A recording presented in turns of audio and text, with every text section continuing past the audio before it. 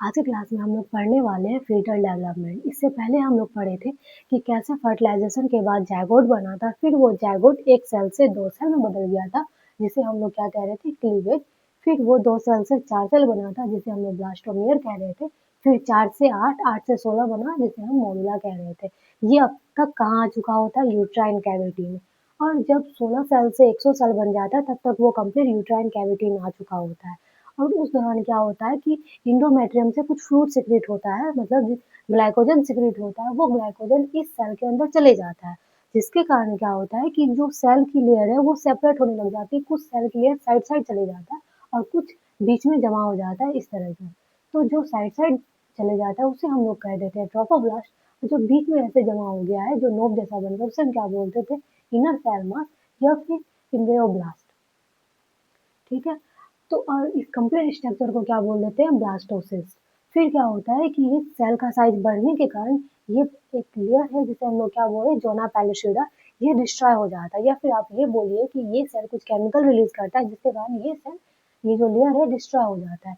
फिर ये endometrium line में इम्बेंड होता है। इम्बेंड होने के बाद क्या होता है कि ये जो ट्रोफोब्लास्ट है, इम्बेड हो गया। उसके बाद क्या हुआ कि ये जो ट्रोफोब्लास्ट है, ये सोचता है कि क्यों ना हम अपने सेल को डबल करें। ठीक। तो ये ट्रोफोब्लास्ट अपने एक सेल को 2 सेल में बदल देता है। तो जो एक बाहर बन जाता है उसे हम क्या बोल देते हैं, सिंसियोट्रोफोब्लास्ट। जो अंदर रहता है उसे हम लोग बोल देते हैं साइटोट्रोफोब्लास्ट, है ना। ट्रोफोब्लास्ट का ही लेयर, इसलिए हर चीज में है ना, इसमें भी ट्रोफोब्लास्ट और इसमें भी ट्रोफोब्लास्ट। और जो अंदर है क्या, इनर सेल मास, वो वैसा ही है। तो देखिए, हम लोग डिवीजन पढ़े, डिवीजन में करते हैं ना, पहले हम क्या करते हैं कि सेल के अंदर के मटेरियल को डबल कर देते हैं, उसके बाद हम मेम्ब्रेन को डबल करते हैं। जो सेल का अंदर का मटेरियल डबल हो रहा है उसे हम क्या बोल देते हैं, कैरियोकाइनेसिस। ठीक है। और जो मेम्ब्रेन डबल हो रहा है उसे हम क्या बोल देते हैं, साइटोकाइनेसिस। तो इसमें क्या होता है कि इसमें बहुत सारा जो मटेरियल है वो डबल हो गया, लेकिन उसमें साइटोकाइनेसिस नहीं हुआ है। और इसमें क्या हुआ है, ये जो अंदर का है साइटोट्रोफोब्लास्ट, इसमें सब कुछ हुआ है, कैरियोकाइनेसिस भी हुआ है एंड साइटोकाइनेसिस भी हुआ है। तो इसमें केवल कैरियोकाइनेसिस होने के कारण ही इसे हम क्या बोल दिए, सिंसियोट्रोफोब्लास्ट। और इसमें दोनों हुआ है, अच्छा सेल बना, इसलिए इसे हम कह दिए साइटोट्रोफोब्लास्ट। और कंप्लीट को हम लोग क्या बोल दिए, ब्लास्टोसिस्ट। और ये जो अंदर है, इनर सेल मास। जब ये ट्रोफोब्लास्ट डबल लेयर बना देती है तो ये इनर सेल मास बोलती है क्यों ना हम भी डबल सेल बनाए। तो ये भी क्या कर देती है कि अपना सेल को 2 लेयर में डिवाइडेड कर देती है। तो एक जो बन जाता है उसे हम कह देते हैं हाइपोब्लास्ट, और एक बन जाता है इपीब्लास्ट। इनर सेल मास क्या कि 2 लेयर बना दिए, एक हाइपोब्लास्ट का और दूसरा इनर इपीब्लास्ट का। ठीक, ये बन गया। फिर ये एपीब्लास्ट क्या करती है, ये मतलब एक और लेयर बना देती है, ये बीच से फूल जाती है और एक लेयर जैसा बना देती है। तो ये जो लेयर जैसा बना दी उसे हम क्या बोल दिए, एमनियन। और बीच में ये जो कैविटी बन गया उसे हम क्या बोल दिए, एमनियन कैविटी या फिर एमनियोटिक कैविटी। तो ये हाइपोब्लास्ट बोलती है तुम 2 सेल की, चलो हम भी करेंगे। ये इससे बड़ा सेल का एक लेयर बना देती, ठीक है, हाइपोब्लास्ट। और इस सेल को हम लोग क्या बोल देते हैं, योग।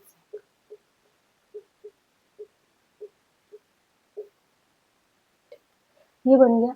फिर जब ये बन जाता है तो योग सेक का एक सेल आता है, वो बोलता है कि हम ना पूरे एरिया को कवर कर लेंगे। बस ये आ करके पूरे एरिया को कवर कर देता है। ठीक है, ये पूरा ऐसे ऐसे करके पूरा ये जो लेयर है, अंदर का लेयर, ये सबको कवर कर देता है। तो ये जो पूरा कवर किया उसे हम क्या बोल दिए, एक्स्ट्रा मेसोडर्म। ठीक है, एक्स्ट्रा मेसोडर्म क्या है, योग सैक का ही सेल है, जो कि इस कंप्लीट ट्रोफोब्लास्ट या फिर आप बोलिए साइटोट्रोफोब्लास्ट के लेयर को कवर कर लेता है। कवर कर लिया, इसे हम क्या बोल दिए, एक्स्ट्रा एम्ब्रियोनिक मेसोडर्म। तो अब क्या क्या हो गया, पहला सिंसियोट्रोफोब्लास्ट, दूसरा साइटोट्रोफोब्लास्ट एंड तीसरा एक्स्ट्रा एम्ब्रियोनिक मेसोडर्म। ये सिंसियोट्रोफोब्लास्ट, साइटोट्रोफोब्लास्ट और एक्स्ट्रा एम्ब्रियोनिक मेसोडर्म, ये तीनों मिल करके क्या बनाता है, कोरियन। क्या बोले, सिंसियोट्रोफोब्लास्ट, साइटोट्रोफोब्लास्ट और एक्स्ट्रा एम्ब्रियोनिक मेसोडर्म, जो कि योग सेक से बना था। ये तीनों मिलकर के क्या बनाएगा, कोरियन। और इसी कोरियन से बनेगा क्या, प्लासेंटा।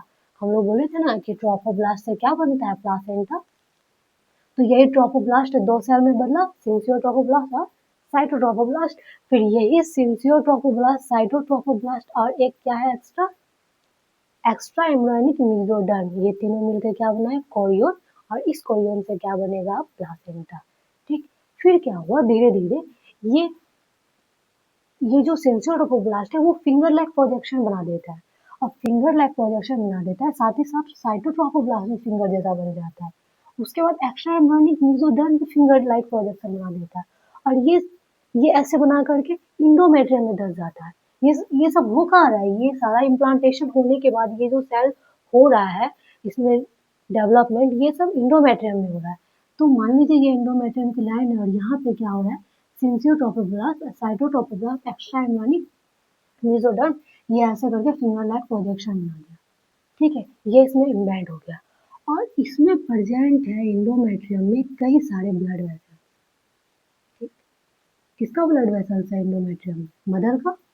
तो इस मदर का बहुत सारा ब्लड वेसल्स है, ये आके इससे अटैच्ड हो जाता है सिंसियोट्रोफोब्लास्ट।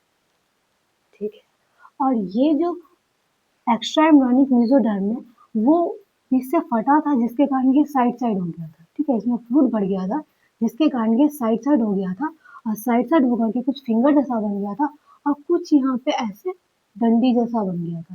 तो ये जो डंडी जैसा बन गया है इसे इससे ही क्या बन जाता है अम्बिलिकल कॉर्ड, और ये आगे जाके ऐसे करके सिंसियोट्रोफोब्लास्ट या फिर आप कहें इससे अटैच्ड हो जाता है फिंगर लाइक प्रोजेक्शन से, और यहाँ पे बाहर से आ रहा है कौन, मदर का ब्लड वेसल्स, और इधर से अम्बिलिकल कॉर्ड, और यहाँ से क्या होता है बीच में एक सेल का लेयर रहता है, वहाँ डिफ्यूजन से इधर से वेस्ट जाता है, उधर से माँ का ब्लड और न्यूट्रिशन के साथ अंदर आता है। ठीक है, डिफ्यूजन तो हम लोग पढ़े हैं ना कि ये जो प्लासेंटा वो दो चीज से बना हुआ है, एक मदर से और एक फीटस से। तो मदर का ब्लड वेसल्स और फीटर का कोरियोनिक। ठीक है, कोरियोनिक मिला है, कोरियन जो बोलिए, और फिर ये अम्बिलिकल कॉर्ड ना, अम्बिलिकल कॉर्ड में ब्लड वेसल्स है, और वो ब्लड वेसल्स ब्लड आपस में मिलता नहीं है मदर का, कहते हैं ना क्यों, क्योंकि ये जो सेल का लेयर है ये बैरियर का काम करता है, यहाँ से डिफ्यूजन के थ्रू ही माँ का न्यूट्रिशन इसमें आता है, और बच्चे से जो वेस्ट निकला है वो इधर से ही बाहर जाएगा। ठीक है, ये हो गया। फिर क्या हुआ कि ये जो इपीब्लास्ट सेल था, और वो क्या किया था कि एक ऐसे फूल करके स्ट्रक्चर बना दिया था जिसे हम लोग एम्ब्रियोन कह रहे थे, और यहाँ पे कैविटी बन गया था। तो इसका जो इपीब्लास्ट का ये जो नीचे का सेल का लेयर है उसको हम लोग थोड़ा सा जूम किया। ठीक है, उसको हम लोग क्या करते हैं थोड़ा सा जूम करते हैं। जब ये इपीब्लास्ट को थोड़ा सा जूम किए, ये मान लीजिए एपीब्लास्ट है और यहाँ पे क्या है हाइपोब्लास्ट है ना, तो हाइपोब्लास्ट को पूरा नहीं बनाते। ये एपीब्लास्ट को जब जूम किए तो उसमें हमको कुछ ऐसे गड्ढा दिखा, जैसे मान लीजिए ये एपीब्लास्ट है और नीचे हाइपोब्लास्ट है ना, ये एपीब्लास्ट और ये हाइपोब्लास्ट। तो एपीब्लास्ट को जब हम लोग देखे तो इसमें हमको थोड़ा सा ऐसे गड्ढा दिखा, और इस गड्ढा में क्या हो गया कि एपीब्लास्ट का कुछ सेल इसमें जंप करके कूदने लग गया, मतलब जंप करके इसमें जाने लग गया, नीचे जाने लग गया, और जा करके ये इधर से निकलने लगा। ऐसे ये एपीब्लास्ट है, एपीब्लास्ट में गड्ढा, और इस गड्ढे में एपीब्लास्ट के सेल इंटर कर रहे हैं, कूद रहे हैं इसमें, और ये इधर से जाके इधर से निकल रहे हैं, और नीचे क्या है हाइपोब्लास्ट, और इस हाइपोब्लास्ट को ये डिस्ट्रॉय कर रहा है ये सेल। ठीक है, ये इधर से निकल के इधर जा रहा है और इसको डिस्ट्रॉय कर रहा है, और यहाँ पे एक नया सेल का लेयर बना। तो ये जो ऊपर का सेल का लेयर है, एपीब्लास्ट का जो गड्ढा वाला सेल का लेयर है, इसे हम कह दिए एक्टोडर्म। ठीक, और ये जो हाइपोब्लास्ट को डिस्ट्रॉय करके बनाया उसे हम बोल दिए इंडोडर्म। ये जो बीच वाला है उसे हम क्या बोल दिए मेसोडर्म। ठीक है, और ये एक्टोडर्म, ये मेसोडर्म, ये इंडोडर्म, ये तीनों मिल करके ही पूरा बेबी बनाएगा, पूरा ऑर्गन बनाएगा, पूरा ऑर्गन सिस्टम बनाएगा। ठीक है, तो इसे हम क्या बोलते हैं गैस्ट्रुएशन, मतलब फॉर्मेशन ऑफ जर्म सेल को क्या कहते हैं गैस्ट्रुएशन, और इसी जर्म सेल से क्या बनेगा पूरा ऑर्गन, ऑर्गन सिस्टम। तो ये जो ऐसे करके ये जो निकला हुआ है इस तरह का गोल जैसा ऐसा स्ट्रक्चर, इसे हम क्या बोल देते हैं प्रिमिटिव नोड, और ये जो ऐसे लंबा जैसा उसे हम क्या बोल देते हैं प्रिमिटिव स्टिक। तो अब ये जो एक्टोडर्म है वो क्या-क्या बनाएगा? एक्टोडर्म बनाएगा nervous system, skin, eye, salivary glands, nail and hair, ठीक। फिर ये जो मेसोडर्म है वो क्या-क्या बनाएगा? Heart, blood vessels, bone, cartilage, gonad, kidney, spleen, heart, blood vessel, heart रहेगा तो ब्लड वेसल, बोन, कार्टिलेज, साथ गोनाड्स, किडनी, गोनाड्स मतलब गैमेट्स का जहाँ फॉर्मेशन होता है, किडनी, स्प्लीन, ठीक। फिर है ये जो एंडोडर्म है वो क्या बनाएगा? डाइजेस्टिव सिस्टम में क्या? Liver, pancreas, gall bladder, thyroid gland, trachea, ठीक है। ये सारा एंडोडर्म बनाएगा। तो कंप्लीट इससे क्या फॉर्मेशन हो जाएगा? कंप्लीट बेबी का फॉर्मेशन हो जाएगा, बेबी बन जाएगा, ठीक है। अब देख लेते हैं कि वीक बाय वीक क्या क्या बनता है।